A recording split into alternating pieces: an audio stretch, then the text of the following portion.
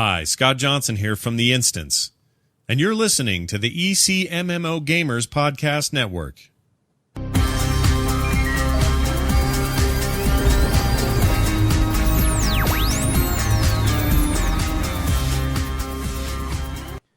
And welcome back to Casual Sunday. I am your host, Patrick. And I'm Alex. And we are back again for another week, episode 86. Slowly getting there. Slowly getting there. Trying to incorporate some of our audio stuff into our video shows. You saw from, or you heard from the bumper there. That's for you iTunes and Google listeners. This week we have a couple stories to talk about. One is the new Warcraft movie trailer dropped last weekend, and we didn't really get a chance to talk much about it on the show last week because we were really kind of more talking about the other stuff that happened at BlizzCon and whatnot. Yeah, there's a lot of stuff that come out of BlizzCon, but the esports movement inside of Blizzard is it's a pretty big deal. So it needed to be talked about first. Yeah, absolutely.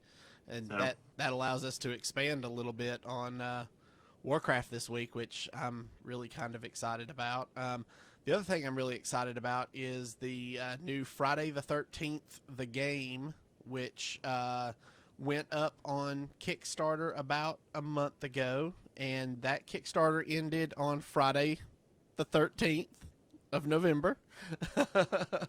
So yeah, I wonder if that was a coincidence. Oh, no, absolutely not. I'm sure, but, I personally, for me, I'm a huge fan of the series. I love horror movies. I love that whole genre.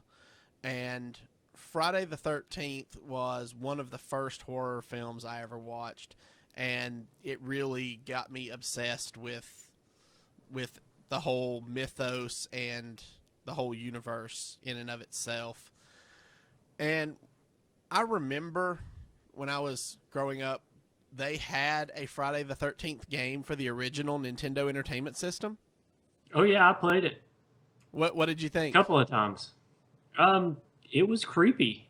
And the technology of the time prevented it from being like Resident Evil scary. Like I wasn't sitting in the dark wondering what that sound was, but at the same time, for a video game, it was I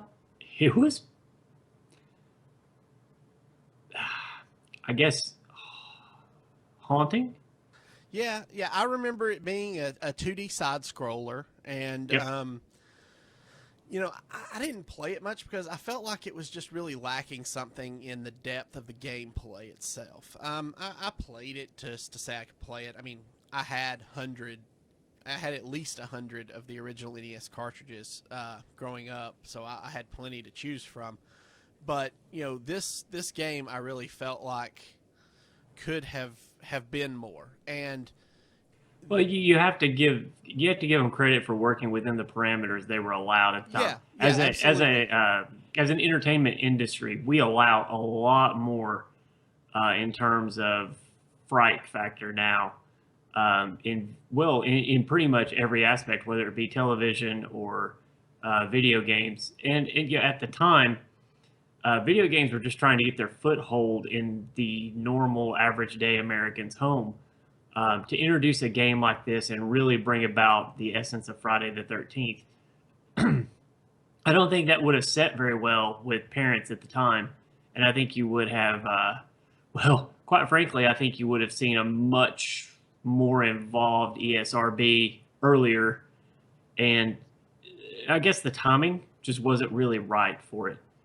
Yeah, I agree 100%, and I couldn't agree more with what your statement about working within their parameters. The technology of the time, most of your games then were 2D side scrollers.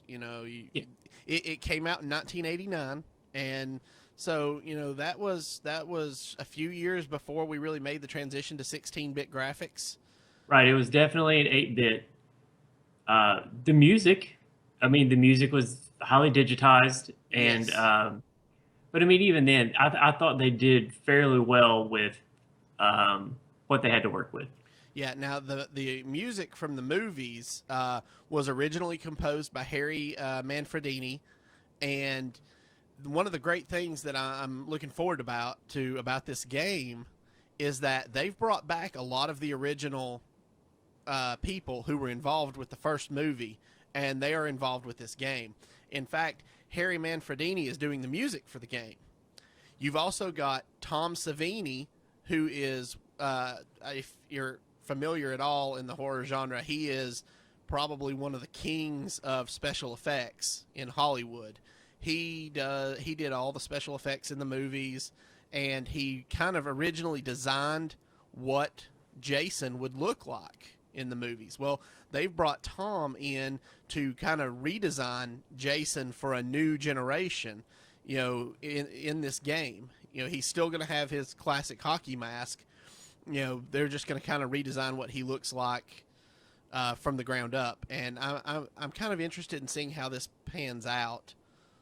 Yeah, I think it's important for people to realize that, I mean, just by looking at it, it's not going to be a rehashing of the movie. So it's not a typical movie to video game transition, because there you see Jason as Jason looked in the second movie. Yeah, with this is what they call Sackhead Jason. Right. So he didn't actually get his hockey mask until the third movie, and if I'm not mistaken. I believe that's correct. Yeah, it was in the first movie. He wasn't even present at all. It was his mom. Yeah, spoilers. So, well, I mean, at this point, if you've not seen the movie, that's your own fault. Yeah, absolutely. So the Kickstarter, like I said, launched last month. They were looking to raise $700,000. They raised $823,000 off of backers, and it's really cool to see how they did it. Behind the scenes, they've got some great interviews on Kickstarter. Kane Hodder, who is probably the fan favorite actor who played Jason, is going to be back in the suit doing the mocap for the game. And like I mentioned, they're bringing Tom Savini in to redo the look of Jason. Harry Manfredini's coming back to do the music for the game, and Sean S. Cunningham, who is actually the legal IP owner for the Friday the 13th franchise and was the lead producer of the first film, is coming in to be lead producer for the game. So I'm really excited about the crew they have coming in and what that's going to mean for an authentic experience in the game. Cool. Yeah, I mean, everything looks good. I'm not a horror movie genre fan, really. I'm much more the science fiction, suspense side of our duo. Yeah. But it still interests me. Well, it's still an intriguing talk about the game a little project. bit, because the game is kind of in your wheelhouse. It's okay. It's a PvP game. Okay, before we go on, I would like to take a moment to apologize to our listeners if we're fading in and out. I don't know if Patrick can hear it or not, but I'm getting a lot of digitized voice, even on our local recording. So we're not streaming tonight because we were having an issue with our upload rate, and it looks like it's starting to affect Skype a little bit too, at least on my end. So I don't know how much of this is translating over to the audio recording, but just bear with us, and feel free, if at the end of the episode, if we cut out of a section or something that you would like more information on, just email us or talk to us on our Facebook page, and we'll be happy to fill in some of those gaps. But we're going to go ahead and power on through the episode just so we don't lose the entire thing. And like I said, if there's a part that gets digitized out and you'd like to know more information about what we said on it, just shoot us an email or shoot us a Facebook message, and we'll be happy to discuss it in a thread of some kind. That email address is ecmmogamers@gmail.com. Okay. All right, go ahead. So PvP. The game is a PvP-based game. So you're gonna log into a lobby, and it's going to be 8 players in the lobby. One of those players will be randomly chosen to play as Jason. The other 7 will be camp counselors. So now they've said that when you log into the game, you'll be able to go in and you'll be able to customize partly how you want Jason to look, whether you want him to have the sack head or you want him to have the hockey mask or you want him to have no mask. There's going to be different settings and ways you can kind of customize Jason for play. The same goes with the counselors. You'll be able to really kind of customize what your counselors are wearing, what their loadout will be. They'll have different weapons they can use to try to defend themselves. But really, the goal of the game, it's 1-on-7 PvP.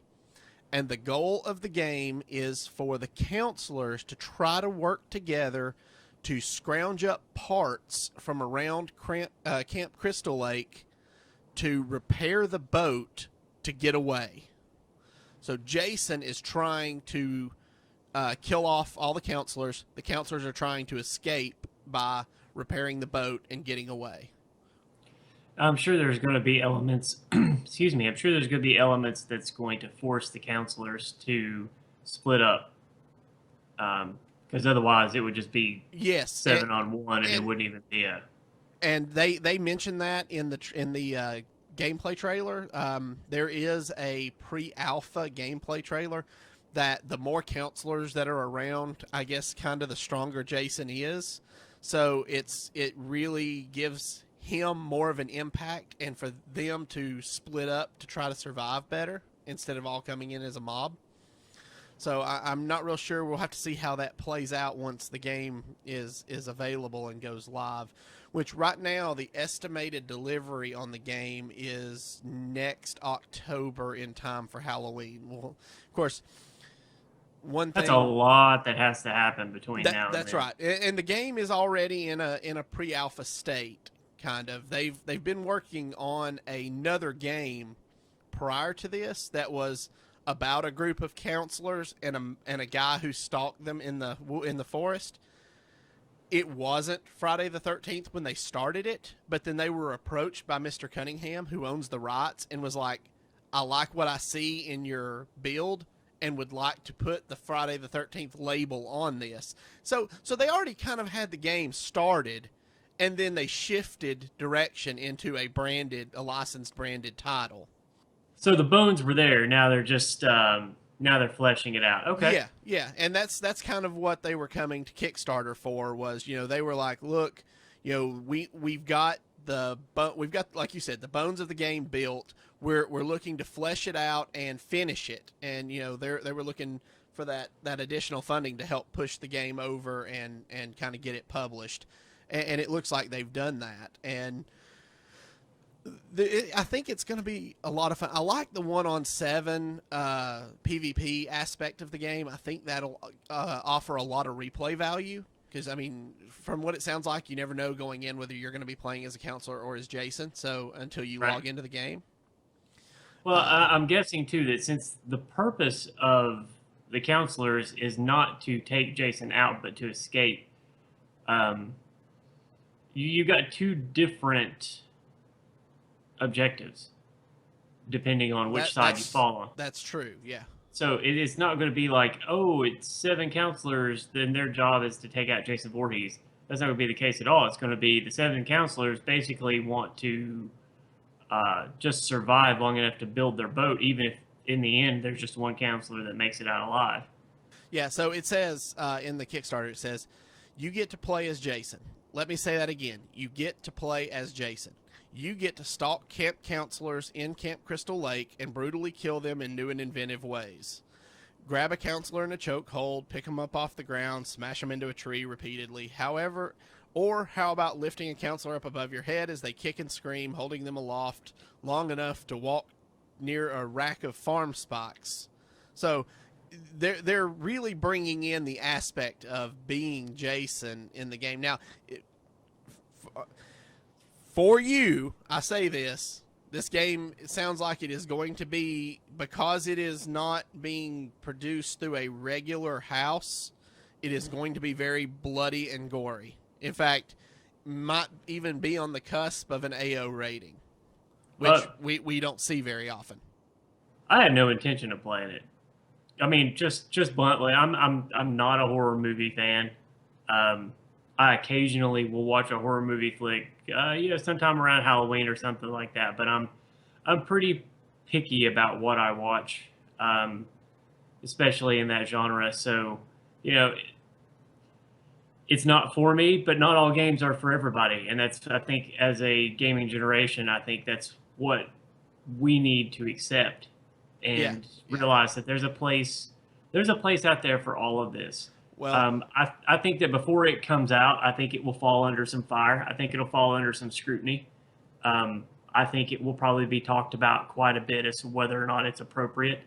But in the end, I think it will come out. I think it will come out with an adult rating due to violence and gore. But then again, we thought, games like Slaughterhouse were going to hold those same types of ratings, and they ended up just being rated mature. Right, so, and this very well could be rated mature as well. I think a lot of it will depend on how much detail they put in the graphics. Yeah, so there is what they're calling a fear system, where Jason strikes fear into every single person he comes across, and while many bravely attempt to take him on, most fail. The fear of never knowing where Jason is at any given time is powerful, and counselors will have to do everything they can to mitigate that fear while playing. Get too struck with fear, and you'll start to question what's real and what isn't. There's also a progression system. Friday the 13th is a long-running franchise, one with a whole cast of characters. Players will get a unified progression system to unlock multiple Jason character models from the classic films, as well as additional camp counselors with their own unique stats and traits. These are just a few of our unlocks and only scratch the surface of what they are planning to engage players over the lifetime of the game. Remember, creative gameplay from both counselors and Jason will result in bigger and better rewards. So it sounds like they're really planning ahead and looking at the possibility of, future updates and keeping people really involved. Yeah. I mean, I like the approach that they're taking to how they want the game to play, how they want people involved in the game, and how they're going to reward you for playing the game more like what they envision a typical Friday the 13th movie would be like. And that's important. It's part of keeping it authentic. And I think in the end, I think it will be more fun for those people who are looking for that authentic Friday the 13th experience. Yeah, I agree. All right. Well, that game is coming. It has been funded. I'm very excited about it, and we'll just have to wait and see how it pans out. Moving on, we get to finally show off and talk about the Warcraft movie, which I am personally very excited about. Oh, I'm thrilled. I can't wait. All right. So, with that said, let's take a look at the trailer that they released last weekend.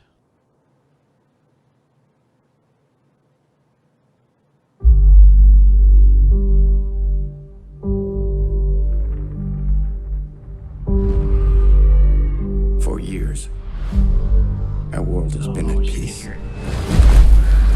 But something is coming. I can feel it. Dark forces are upon us.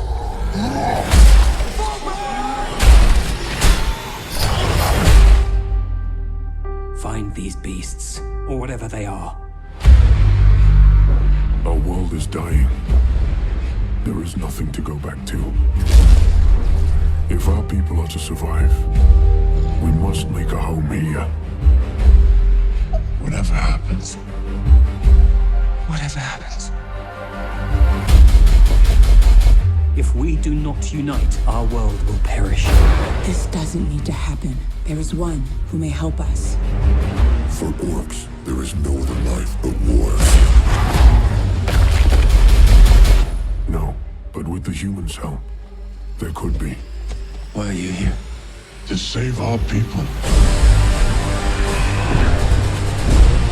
Can we trust him? They're beasts. They should all be destroyed. Are you sure about that? We'll protect the kingdom. You and I. You side with the humans against your own kind. This is suicide. We have no choice. We should attack with full force. Whatever you plan to do, do it now!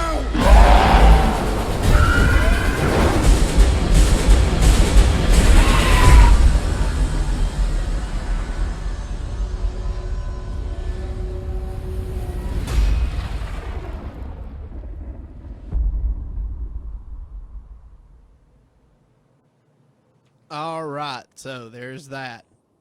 Even just looking at it without any of the sound, it still gets me excited. I mean, they did such a good job with the CGI. I mean, there are times in that you forget that it's not people in makeup.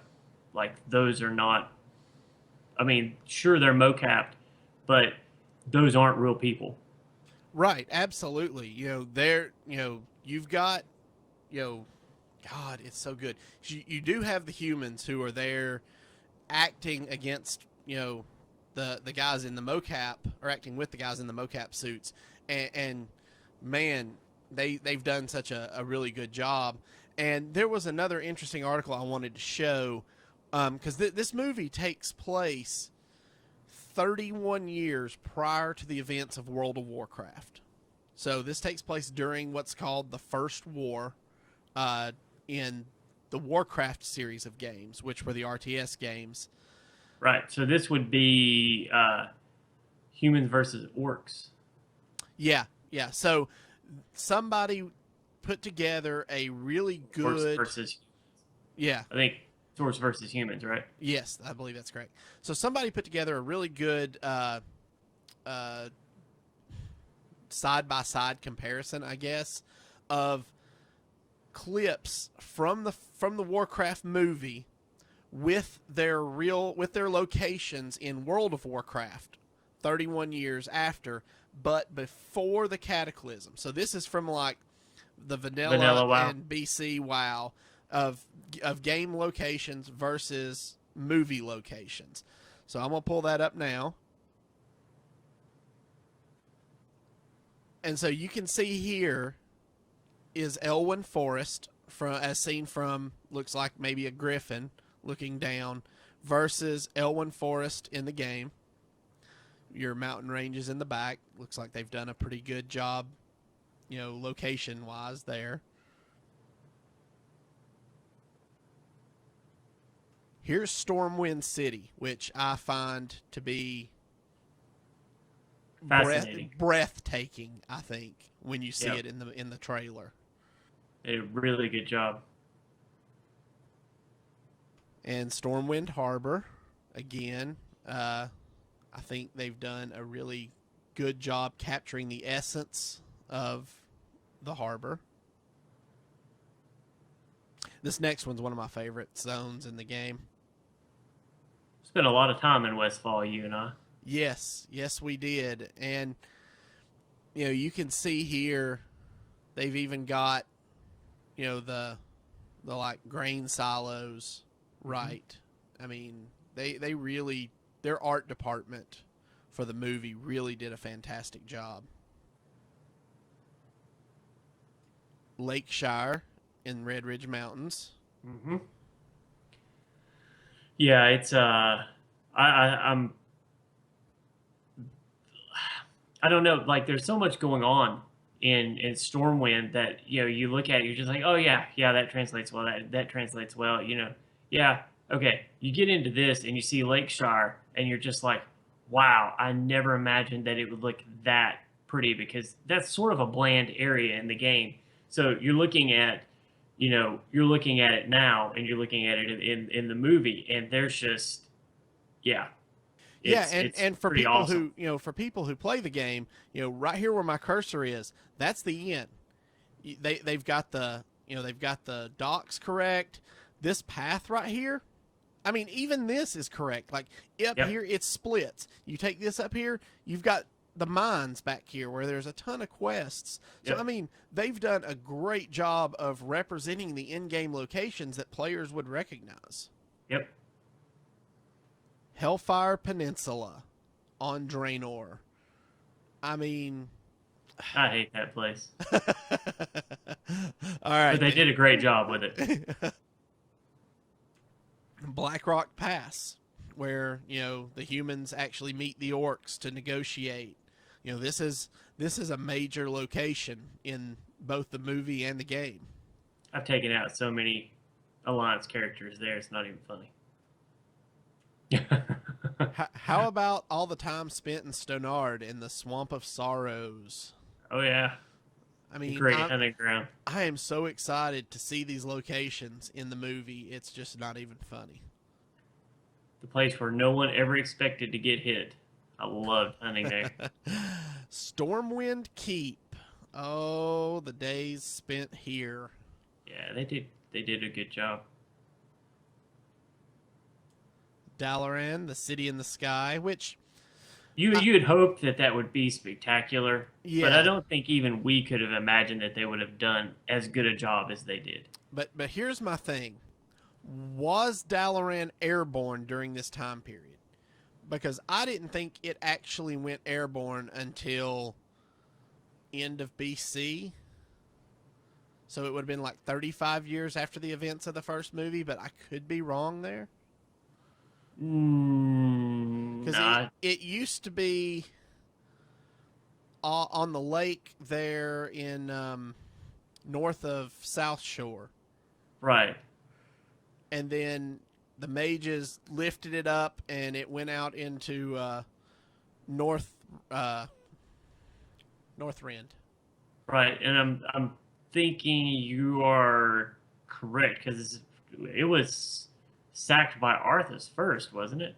Or was that was in response to being sacked by Arthas? I believe that was in response. So this might be something of a off canon moment in the movie. We'll have to wait and see how it plays out. And I mean that's something that we're going to have to get behind because you don't necessarily want to go see a movie that is the exact retelling of something that you already know. And that is very true as well. You know, so embrace some of the differences and realize that you cannot tell all of that story. And even, and I know this is going to sound fanboyish.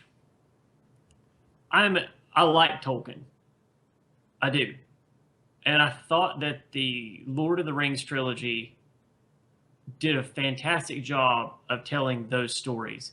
But just imagine what would have happened if the Lord of the Rings trilogy had taken the same approach that they took to The Hobbit. We would still be waiting on those movies to come out. It would have taken forever. So while I appreciated The Hobbit for what it was, it's one of my all-time favorite stories. To have to wait 4 or 5 years to see the entire story was mind-numbingly tedious. Yeah. I just, by the time the last one came out, I don't even think I saw it in the theater. I just wasn't, and I didn't see it in the theater. I'm sorry. I saw the first 2 in the theater. I had to wait so long by the time the third one came out that I just didn't go see it. I waited for it to come out on video, and I don't want that to happen to this kind of movie. So, you know, allow them to condense some of the events. Don't hold them to, well, it was 35 years after this, or it was 100 years after this. You know, I want to see Arthas. I want to see Arthas turned into the Lich King. I want to see Sylvanas. I want to see Bane and Cairn, and I want to see Thrall come to power and lead the Horde, and then I want to see him, you know, embrace being a shaman and such. You did get to see, you know, baby Thrall as he was sent down the river by his mother before he's found by the humans and then sold into slavery.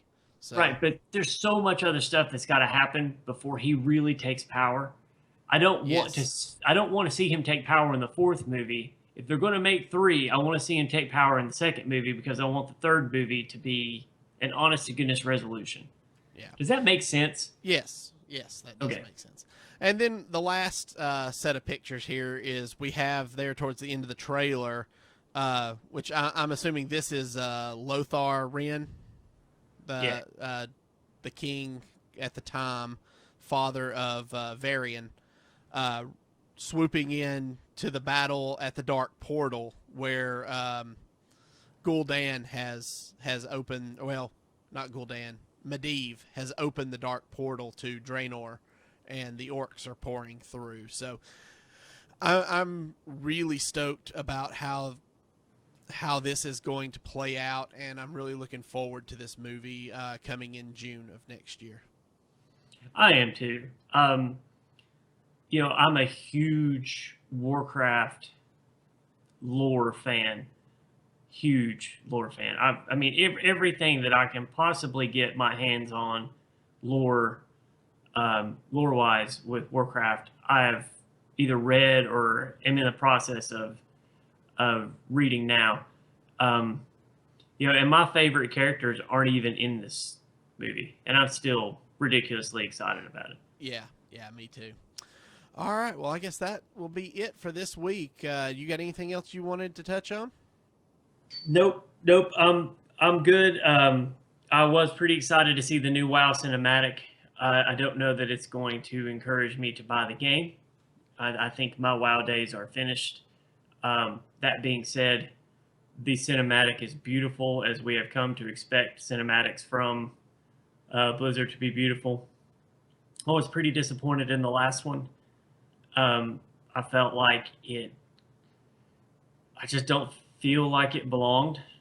It seemed different and apart from the others, and I think this one feels more like the cinematics we're used to seeing from Blizzard. Yeah. As far as like teasing you and forcing you to ask questions. Well, I'm with you 100%. I don't, as excited and as good as the trailer looks, I don't think it's, looking at the features that are coming in the expansion. Yes, they're introducing a new hero class in the Demon Hunter, but I just don't know that there's enough there to interest me into coming back and spending $15 a month to play. I know I've heard from my brother-in-law and my son that they're both going to buy the game and give it a month to rekindle that passion for them and see if they want to continue playing after that. I think I'm going to probably skip this one until maybe a later date, if at all. So, well, I've got my hands full playing Hearthstone and Heroes of the Storm right now. I'm going to be playing Overwatch, which I reserved earlier this week. Awesome. So my hands are going to be full anyways. And there's one thing that is, in my opinion, a constant in WoW, and that is time in game equals success. So if you really want to be successful in this new expansion, it's going to require an investment of time, and it's time that I simply don't have anymore. And to make it to where I could play, while selfishly that would be interesting to me, I don't feel like it's good for the health of the game. In fact, I feel like that's why it's hemorrhaged subscriptions the way it has. Is you're trying to appease players like me who really don't have that vested interest. I love the story. I love the storyline. I'm interested to see where it's going to go. But at this point in my WoW experience, I'm more interested in reading about it than I am participating in it. Yeah, I could definitely agree with that. All right, guys. Well, that's going to do it for us for this week. We are going to be off next week for the Thanksgiving holidays, so we will see you all the week after Thanksgiving. Until then, I'm Patrick. I'm Alex. And as always, good gaming.